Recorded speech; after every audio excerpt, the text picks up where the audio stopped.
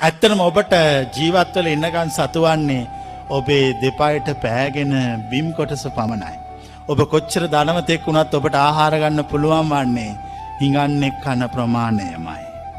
ඔබ කොච්චර ගෙවල් දොරවල් ලක්ෂ ගාණක් මේ ලෝකෙ හැම රටකම ගෙවල් ඇදුවත් ඔබට එක රාත්‍රියක නිදා ගන්න හම්බ වෙන්නේ එක නිවසක එක කාමරයක විතරයි.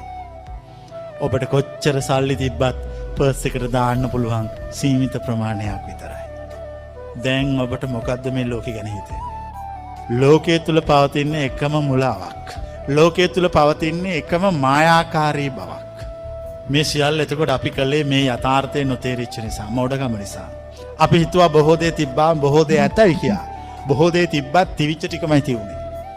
බොහෝ දේ නැති වුණත් තිවිච්ච ටිකමයි තියුනේ. බොහෝ දේ ඇති වුණත් බොහෝ දේ නැති වුණත් ඇති වෙච්ච නැති වෙච්ච කිසිවක් නැහැ. තිබිච්ච දේ තිබුණා. කොහොමද?